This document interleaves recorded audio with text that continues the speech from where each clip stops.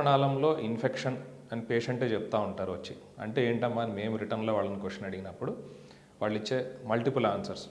మూత్రనాళంలో మంట రావటం, మూత్రం పోసుకునేటప్పుడు పొత్తి కడుపులో నొప్పి రావటం, లేదా డొక్కల్లో నొప్పి రావటం, లేదా మూత్రనాళంలో నుంచి బ్లడ్ రావటం, లేదా మూత్రనాళం నుంచి జిగురులాగా నీరులాగా చీములాగా మగవారిలో తరచుగా రావటం. ఇవన్నీ మూత్రనాళంలో ఇన్ఫెక్షన్కి లక్షణాలు. ఇవి కాకుండా స్పర్శ తెలియకుండా సపరేట్గా రాగలిగినవి ఫీవర్. సో ఫీవర్ వచ్చిందంట మనం రెసిప్రొకేటివ్గా కారణాలు ఇంకెక్కడ ఉన్నాయి, జ్వరానికి కారణాలు ఏంటి, ఛాతీక కడుపులో ఇన్ఫెక్షన్ ఇట్లా అడుగుతున్నప్పుడు మూత్రంలో ఏమన్నా సమస్య ఉందంటే అవునండి మూత్రం తట్టుకొని రావటం, మూత్రం మాటికి రావటం, పావుగంటకు ఒకసారి వెళ్ళొచ్చిన తర్వాత మళ్ళీ వెళ్ళాల్సిన అవసరం వస్తుంది, వెళ్ళినప్పుడు చుక్కలు పడుతుంది, ఫ్రీగా రావట్లేదు, రాత్రిపూట నిద్దట్లో మెలకువలో 4-5 సార్లు లేచి మూత్రంకి వెళ్ళాల్సి వస్తుంది. సో ఇవన్నీ మూత్రనాళంలో ఇన్ఫెక్షన్కి లక్షణాలు. సరే కారణాలు ఏమిటి? కేటగిరీ వైజ్ చూసుకుంటే మగవారిలో ఆడవారిలో కామన్గా వచ్చేది ఇన్ఫెక్షన్కి సంబంధించింది కాన్స్టిపేషన్, అంటే మలబద్ధకం. మోషన్ సరిగ్గా అవ్వకపోవటం వల్ల, మోషన్కి వెళ్ళటానికి ముక్కాల్సిన అవసరం రావటం వల్ల, 2-3 రోజులకు ఒకసారి మోషన్కి వెళ్ళే అలవాటు ఉన్నవాళ్ళు బవెల్ బ్లాడర్ డిస్ఫంక్షన్ అని ఉంటుంది. అంటే మూత్రం సంచి, దానికి పైప్ కనెక్షన్ ఉండే మూత్రం పైపు, దాని పక్కనే ఉండే మలం మోషన్ వచ్చే పైపు.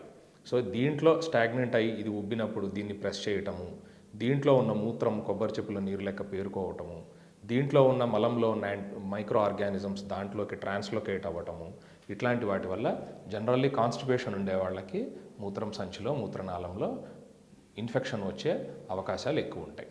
రెండవది సెక్షువల్లీ ట్రాన్స్మిటెడ్ డిసీజెస్, అంటే మగవారి నుంచి ఆడవారికి, ఆడవారి నుంచి మగవారికి సెక్షువల్ ఇంటర్కోర్స్ పార్టిసిపేట్ చేసినప్పుడు స్ప్రెడ్ అయ్యే ఇన్ఫెక్షన్స్. ఇవి రిప్రొడక్టివ్లీ యాక్టివ్ గ్రూప్, అంటే జనరల్లీ మనం 20, 30, 40 ఏజ్ గ్రూప్స్లో కామన్గా వచ్చేది సెక్షువల్లీ ట్రాన్స్మిటెడ్ డిసీజెస్. ఇందులో కూడా 3-4 రకాలు ఉంటాయి ఆర్గానిజంని బట్టి. కొంతమందికి మూత్రనాళం ఒక్కటే ఎఫెక్ట్ అవుతుంది, కొంతమందికి మూత్రం సంచి మాత్రమే ఎఫెక్ట్ అవుతుంది, కొంతమందికి మూత్రం సంచితో పాటు దాని చుట్టూతా ఉండే పెల్విక్ ఇన్ఫ్లమేటరీ డిసీజ్ అంటాం ఫీమేల్స్లో. అంటే గర్భాశయానికి, గర్భసంచికి, పక్కన ఉన్న ఓవరీస్కి, వీటికి మొత్తానికి కలిపి మూకుమ్మడిగా ఇన్ఫెక్షన్ రావడం, దీన్ని పెల్విక్ ఇన్ఫ్లమేటరీ డిసీజెస్ అంటాం. అండ్ మూడవ కేటగిరీ హనీమూన్ సిస్టైటిస్, అంటే కొత్తగా సెక్షువల్ ఇంటర్కోర్స్ చేసినప్పుడు ఫీమేల్స్లో వచ్చే ఇన్ఫెక్షన్. ఇది దేనివల్ల అంటే మెయిన్గా ఫ్రిక్షన్, ఫస్ట్ టైం ఇంటర్కోర్స్ జరిగినప్పుడు వచ్చే చేంజెస్ వల్ల, అక్కడ వచ్చే రసాయనాలు, ఎడీమా, స్వెల్లింగ్ వల్ల అప్పటిదాకా నార్మల్గా ఉన్న బయట ఉన్న సర్ఫేస్ మీద ఉండే మైక్రో ఆర్గానిజము లోపలికి వెళ్ళటము, ఇన్ఫెక్షన్ కాజ్ చేయటము వస్తుంది. దీనికి రెస్ట్తో పాటు కొన్ని చిన్న యాంటీ ఇన్ఫ్లమేటరీస్ వాడుకోవటము, పొజిషన్, సెక్షువల్ ఇంటర్కోర్స్ పొజిషన్లో చేంజెస్ మార్చుకోవటం వల్ల ఇది సెటిల్ అయ్యే అవకాశం ఉంటుంది. అండ్ నెక్స్ట్ ఈ వయసు దాటిన తర్వాత జనరల్లీ 40, 50 అంతకంటే పెద్దవారిలో జనరల్లీ ఇన్ఫెక్షన్స్కి గల కారణాలు షుగర్, ఇమ్యూనిటీ తక్కువ ఉండటం.